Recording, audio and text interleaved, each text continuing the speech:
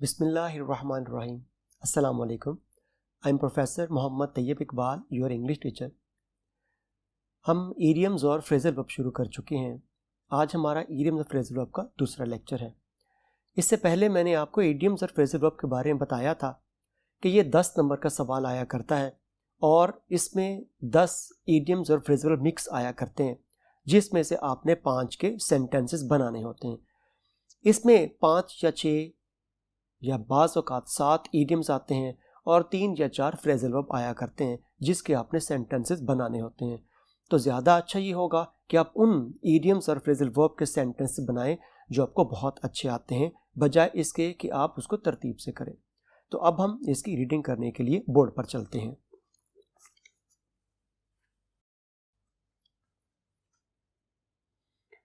तो आज का जो हमारा लेक्चर है ईडियम्स और फ्रेजल वर्ब का, वो ईडियम हमने शुरू करने हैं 36 से लेकर 64 तक, और जो हमारे फ्रेजल वर्ब होंगे वो है ब्लो और ब्रेक।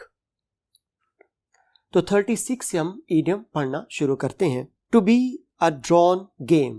ड्रॉन गेम, गेम का ड्रॉ हो जाना, मैच का ड्रॉ हो जाना, यानी बिल्कुल बराबर होना, बराबरी पर ख़त्म होना, या हार या जीत का फैसला ना हो पाना, उसको ड्रॉन गेम कहा जाता है।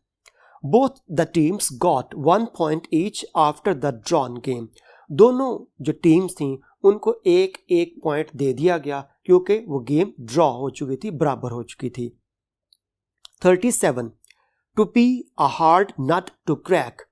नट आप इसको वॉलनट कह लें, अखरोट जैसे है, तो उसको तोड़ना इतना आसान काम नहीं हुआ करता। तो ऐसी सूरत हाल जिससे निकलना आसान ना हो, ऐसा पेचीदा अमल जिसको आसानी से हल ना किया जा सकता हो, तो उसको हार्ड नट टू क्रैक कहते हैं, एक बमुश्किल हल होने वाला मसला। Corruption has now become a hard nut to crack in Pakistan. Corruption Pakistan में एक ऐसा मसला बन चुका है जो आसानी से हल नहीं होगा। 38. टू बी अ बोसम फ्रेंड, जिसको कहते हैं बहुत ही अजीज दोस्त का होना, एक लंगोटिया यार होना। Ali is my bosom friend and I fully trust him. Ali मेरा हर दिल अजीज दोस्त है और मुझे उस पर मुकम्मल एतमाद है। 39. To be an apple of one's eye. Apple of one's eye, हर एक को अजीज होना, प्यारा होना। अब यहां पे वही लफ्ज आया वंस, ONE'. प्रीवियस लेक्चर में भी मैंने आपको इसका बताया था कि ये वंस असल में पोजेसिव केस है वन का। तो जब हमने इसका सेंटेंस बनाना है तो हमने इसको रिप्लेस करना है उस सब्जेक्ट के पोजेसिव केस के साथ जो फिक्र के शुरू में आएगा। तो सेंटेंस था an apple of one's eye, his only son is the apple of his eye, कि उसका अकलौता बेटा उसको बहुत ज्यादा अजीज है, प्यारा है। 40. To be in apple pie order, मुकम्मल तरतीब में होना, हर चीज को सलीके से उसकी मुनासिब जगह पर रखना। अ careful person keeps everything in an apple pie order. एक मोहतात इंसान हर चीज को अपने मुकम्मल या सही जगह पर रखता है, तरतीब में रखता है। 41. आफ्टर वंस ओन हार्ट, पसंद के मुताबिक होना, जो दिल हो, दिल की बात के मुताबिक काम करना, या जैसा दिल चाहे वैसा काम करना, उससे कहते हैं आफ्टर वंस ओन हार्ट। तो यहां भी ONE'' लिखा हुआ है। He has built his own house after his own heart, उसने अपना घर अपनी पसंद के मुताबिक तामीर करवाया। 42. To be a bolt from the blue. Bolt from the blue, bolt कहा जाता है बिजली को, जैसे बिजली उसका हम कहते हैं कि सिंबल भी है, और एक कार्टून भी थे बोल्ड। अगर आप देखें तो बोल्ड का जो सिंबल बनाया जाता है वो कुछ यूं हुआ करता है।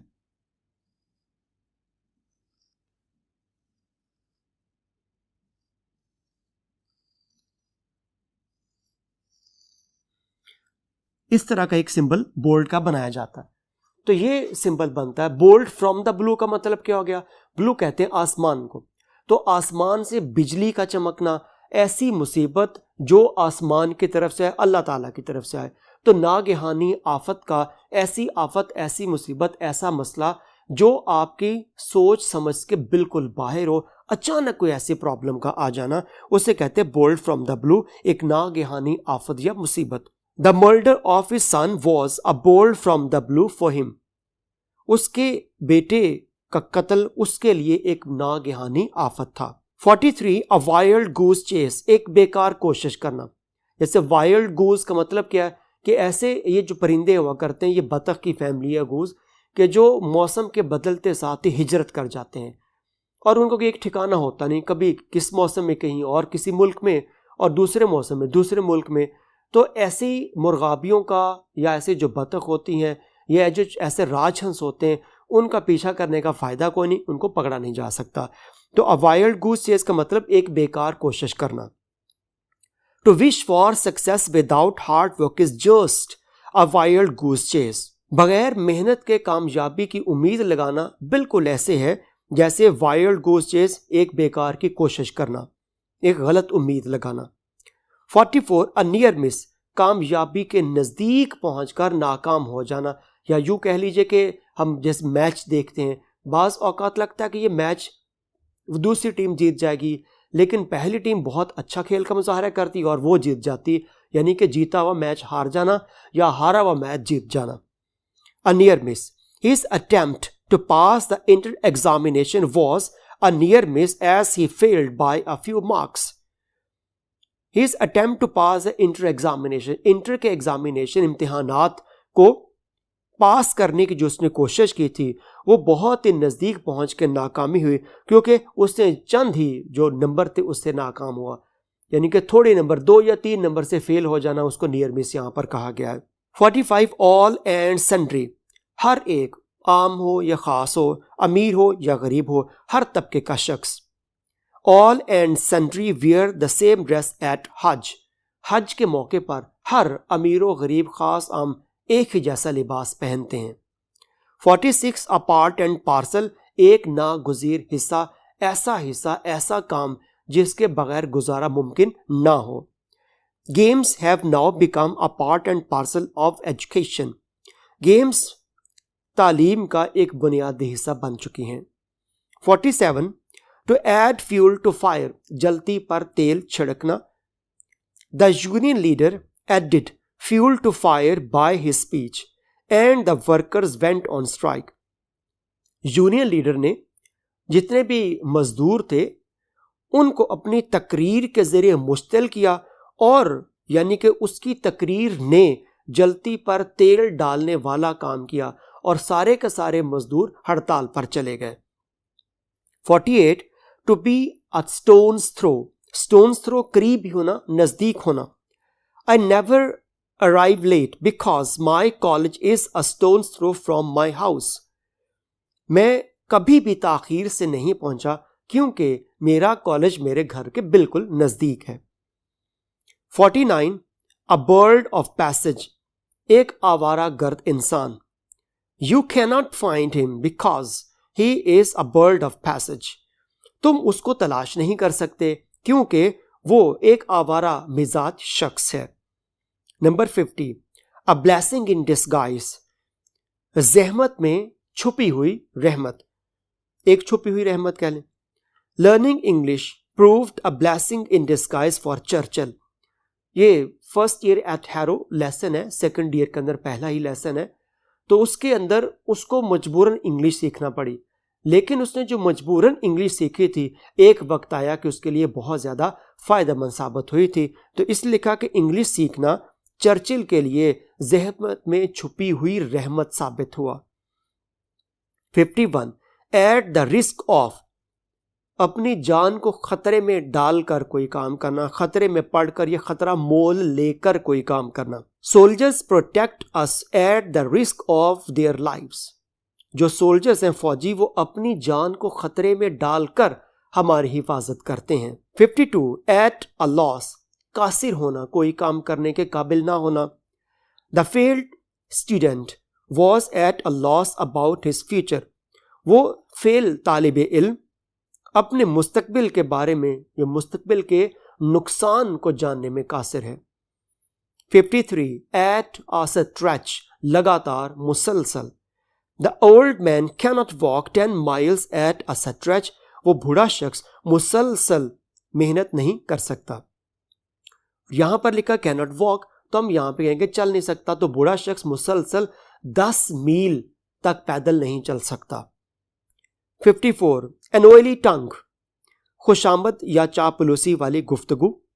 ही knows how to convince others because he has an oily tongue, वो जानता है कि दूसरों को किस तरह से कन्विंस करना है, कायल करना है, क्योंकि उसकी जो जुबान है वो खुशामद करने वाली है, उसको पता है कि मक्खन लगाकर लोगों को कायल कैसे करना है। 55 a jack of all trades हरफन मौला, he is a jack of all trades but master of none, कि वो ये तो कहता है कि उसको सारे काम आते हैं, जैक ऑफ ऑल ट्रेड्स, लेकिन असल में वो एक भी काम का माहिर, मास्टर ऑफ नन है। यानी कि जैक ऑफ ऑल ट्रेड्स का मतलब होता है कि हर चीज का थोड़ा बहुत इल्म होना, लेकिन ऐसे शख्स जो ये कहते हैं कि मुझे सारे काम आते हैं, हकीकत में वो किसी एक भी काम में माहिर नहीं हुआ करता। तो इसीलिए कहा जाता है jack of many master of none, कि जो बहुत कुछ जानता है असल में वो एक भी काम का माहिर नहीं हुआ करता। 56 अबव ऑल, सबसे बढ़कर, Quaid-e Azam was honest, brave and above all truthful, Quaid-e Azam ईमानदार थे, बहादुर थे और सबसे बढ़कर वो सच्चे थे। 57 ए बी सी, इब्तदाई इल्म, किसी भी चीज का बुनियादी इल्म, basic knowledge. I do not know even the ABC of painting. I do not know even the ABC of painting. मुझे पेंटिंग की ABC भी नहीं आती। 58 अ जेल बर्ड, आदि मुजरम जो बार बार जेल जाता रहे। He is a jailbird and seldom remains outside the prison. वो एक आदि मुजरम है और बहुत ही कम हो कि वो जेल से बाहर रहे, यानी अक्सर वो जेल में ही पाया जाता है। 59 अल्फा एंड ओमेगा, अव्वलो आखिर, the alpha and omega of Islam is that God is one and Muhammad peace be upon him his prophet. The alpha and omega of Islam, इस्लाम का अव्वलो आखिर यही है कि अल्लाह ताला एक हैं और हजरत Muhammad peace be upon him सल्लल्लाहु अलैहि वसल्लम उसके आखिरी नबी हैं। 60 एट अ लूज एंड, बेकार, he is at a loose end after his retirement, वो अपनी रिटायरमेंट के बाद बिल्कुल बेकार है, कोई काम काज नहीं करता। 61 अ चाइल्ड्स प्ले, आसान काम होना। It is not a child's play to pass the degree examination without hard work, ये कोई बच्चों का काम नहीं है, कोई आसान काम नहीं है कि डिग्री एग्जामिनेशन, ग्रेजुएशन के एग्जामिनेशन को हम बगैर मेहनत के पास कर लें। 62 अलादीन्स लैम्प, अलादीन का चिराग।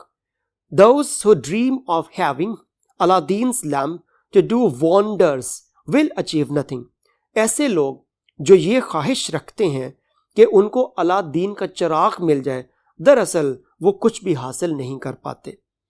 63 एनिमल स्पिरिट्स, जिस्मानी जोशो खरोश होना। The athletes exhibited animal spirits on the sports day of the college. Athletes, खिलाड़ियों ने एग्जिबिट, नुमाइश की, दिखाया एनिमल स्पिरिट्स, बहुत ज्यादा जोश जज्बा, on the sports day of the college, college के स्पोर्ट्स डे पर। खिलाड़ियों ने कॉलेज के स्पोर्ट्स डे के मौका पर खूब जिस्मानी जोशो खरोश का इजहार किया। 64 एन आयरन विल, मजबूत कुव्वत इरादी, पक्के इरादे का इजहार करना। मिस्टर जिना यानी कायदे आज़म मोहम्मद अली जिना हैड एन आयरन विल, कायदे आज़म मोहम्मद अली जिना मजबूत कुव्वत इरादी के मालिक थे। तो ये थे हमारे इडियम्स। अब हम इसके फ्रेजल वर्ब पढ़ते हैं। कौन कौन से थे? ब्लो और ब्रेक, ये दो हमारे फ्रेजल वर्ब हैं। अब इनकी डिटेल हम पढ़ते हैं। पहले हम ब्लो के देखते हैं फ्रेजल वर्ब कौन से थे। नंबर 1 है ब्लो ओवर, नुकसान किए बगैर गुजरना। The storm blew over in night luckily, खुशकिस्मती से तूफान रात को बगैर नुकसान किए गुजर गया। नंबर 2 ब्लो आउट, फूंक मार के बुझाना, जैसे मोमबत्ती है तो उसको फूंक मार के बुझाते हैं। Please blow out the candle, मेहरबानी फरमा के इस मोमबत्ती को फूंक मार के बुझा दो। नंबर 3 ब्लो अप, धमाके से फटना।